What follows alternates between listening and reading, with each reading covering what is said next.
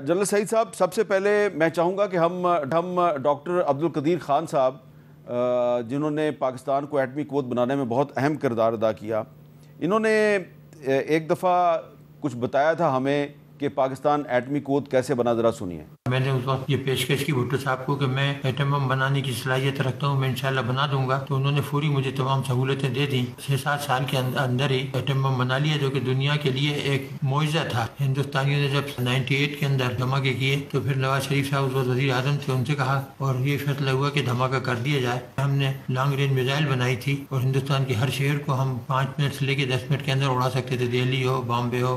मोदी वगैरह ये जो शोर मचाते हैं, इनकी कभी जरूरत नहीं होगी कि ये पाकिस्तान के ऊपर हमला करें। इन्हें पता है कि अगर इन्होंने हमला किया और हम भी उनको सफ़े हस्ती से मिटा देंगे। अच्छा जनरल साहब, ये एक स्टेटमेंट थी डॉक्टर AQ खान साहब की, और भी बहुत से लोगों की राय थी कि अब हिंदुस्तान कभी जुर्रत नहीं करेगा पाकिस्तान पर हमला करने की, लेकिन हिंदुस्तान ने हमला किया। लेकिन क्या ये बात जो है, ये इसको अभी भी हम उनके दावे को सही करार दे सकते हैं कि पाकिस्तान जंग की सूरत में हिंदुस्तान के किसी भी शहर को 5 से 10 मिनट में तबाह कर सकता है? बिस्मिल्लाहिर्रहमानिर्रहीम। अस्सलाम वालेकुम हामिद मीर साहब, बहुत बहुत शुक्रिया आपके टाइम का। और मैं जियो टीवी को, आपको और आपके सब सुनने वालों को यौम तकबीर पे बहुत दिल से मुबारक देना चाहूँगा।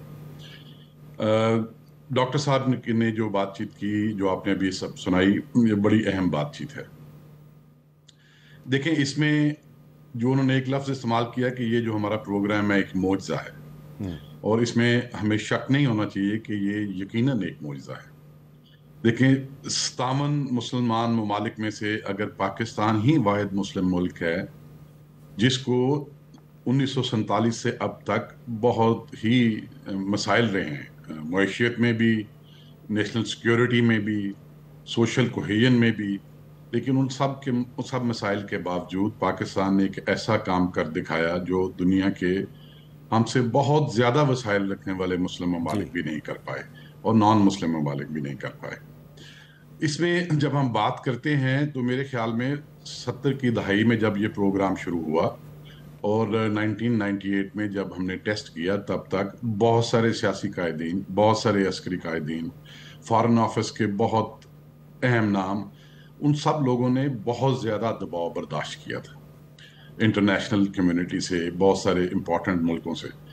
और मैं ये कह सकता हूँ बड़े वसूख से कि वो दबाव 1998 के बाद अभी तक ख़त्म नहीं हुआ, क्योंकि हमारा न्यूक्लियर प्रोग्राम मुसलसल डेवलप हो रहा है। जिस चीज़ का हमें चैलेंज इंडिया से आता है, उसको देखते हुए जो तरक्की, जहाँ पे जो एक नई जहत ऐड करने की ज़रूरत है, वो हो रही है। तो आज भी जो कायदीन है, आज भी उनके ऊपर बहुत प्रेशर है बहुत सारी चीज़ों पे। तो ये आप ओपन सोर्सेज से भी देख सकते हैं। तो बात ये है कि ये तो 70 से की दहाई से लेकर अब तक जितने भी कायदीन ने इसमें रोल प्ले किया है, उन सबको हमें सलाम करना चाहिए। जिन साइंटिस्ट ने रोल प्ले किया, उनको हमें बड़ा सलाम करना चाहिए। और ये यकीनन हमारे दिफा का, हमारे नेशनल सिक्योरिटी का, हमारी टेरिटोरियल इंटेग्रिटी का, हमारी सॉवरेनिटी का पाकिस्तान की अवाम के बाद बहुत अहम ज़ामिन है। हमेशा सबसे पहले अवाम ज़ामिन है और उसके बाद ये न्यूक्लियर प्रोग्राम ज़ामिन है। जो आपने बात की कि वो हमें 98 में ये कहा गया, हमने हर तरफ से सुना कि अब पाकिस्तान और इंडिया में जंग नहीं होगी, इसलिए क्योंकि दुनिया ने ये इस्टेब्लिश कर लिया था कोल्ड वॉर में कि न्यूक्लियर वेपन्स जो हैं ये वॉर फाइटिंग वेपन्स नहीं है, ये डिटरेंस के लिए। अच्छा, अब चूंकि ये दोनों नई रियासतें हैं और फिर 2014 के बाद बहुत बात हो चुकी है, जो इंडिया में एक बहुत बड़ी तब्दीली आई, एक जो उनकी सियासत है उसको बहुत बुरे तरीके से मजहबी जज्बात ने अपने रंग में रंग लिया। तो उसके बाद से वो इश्ताल अंगेज़ी तो करते रहते हैं, लेकिन न्यूक्लियर वेपन रखने वाले स्टेट के लिए सबसे अहम हदफ ये होता है कि अगर कहीं डिटरेंस को डाइल्यूट किया जाए, उसको टेस्ट किया जाए, तो वो दोबारा डिटरेंस को रीस्टैब्लिश कर पाए। तो ये एक तो बहुत बड़ी बात ये है कि कोई भी जो कॉन्फ्लिक्ट हुई है 1998 के बाद, वो एक हद से आगे बढ़ी नहीं है। और जब भी हुई है कॉन्फ्लिक्ट, पाकिस्तान ने अपनी इस जोहरी ताकत की वजह से उस डिटरेंस को दोबारा रीएस्टैब्लिश किया। ٹھیک ہے. اچھا ایئر وائس مارشل عتیب صدیقی صاحب, اب ایک سوال یہ پیدا ہوتا ہے کہ یہ جو حالیہ پاکستان اور بھارت کا تصادم تھا, اس میں پاکستان نے انڈین ایئر فورس جو ہے اس کو بالکل زچ کر دیا, اس کو تباہ و برباد کر دیا, اور اس کے بعد پھر وہ پاکستان کی ایئر سپیس کی خلاف ورزی کرنے کی انہوں نے جرت نہیں کی. کیا اس وجہ سے ہم یہ کہہ سکتے ہیں کہ کیونکہ ان کی اب ایئر فورس اس قابل نہیں ہے پاکستان ایئر فورس کا مقابلہ کرے, تو ان کی طرف سے کو خطرناک ہتھیار استعمال کرنے کا خطرہ موجود ہے؟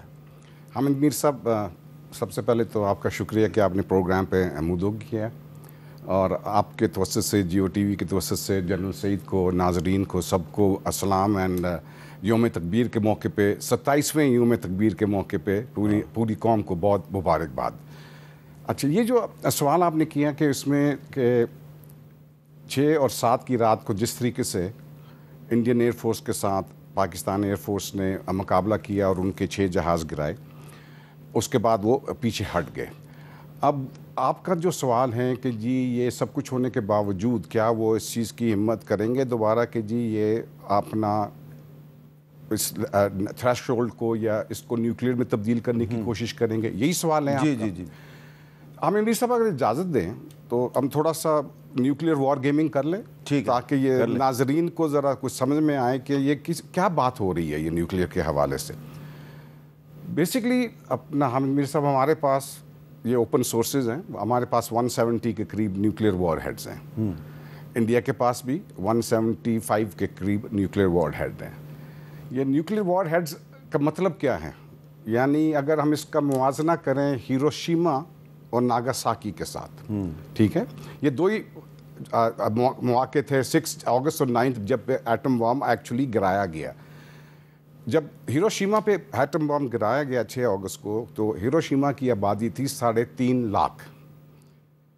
اسی وقت جب یہ ایٹم بم گرا ہے تو ان کے 75,000 سے 80,000 اموات اسی وقت ہوگی.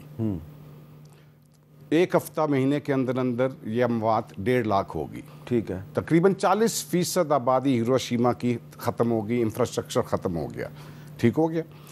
اب جب اس قسم کی تباہی ایک نیوکلیئر ویپن کر سکتا ہے, اور اس کے اندر جو فائر بال آتا ہے, بلاسٹ ہوتا ہے, اس کے بعد تھرمل ریڈیشن ہے, اس کے بعد شاک ویوز ہیں, تو اتنا زیادہ تباہی ہے جس کی انتہا کوئی نہیں. اور یہ صرف 15 کلو ٹن کا وار ہیڈ تھا.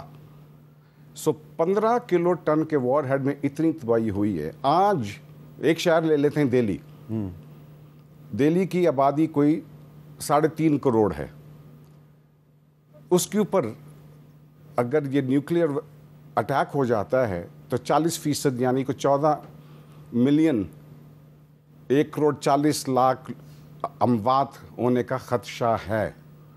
اتنے ہمارے پاس نیوکلیئر وار ہیڈز ہیں کہ ہم پورے انڈیا کو, آپ نے کہا ہمارے پاس 170 وار ہیڈز ہیں, انڈیا کے پاس 175 ہیں اوپن سورس. جو ہمارے جو نیوکلیئر وار ہیڈز ہیں ان کی کوالٹی بہتر ہے انڈیا کے وار ہیڈ سے؟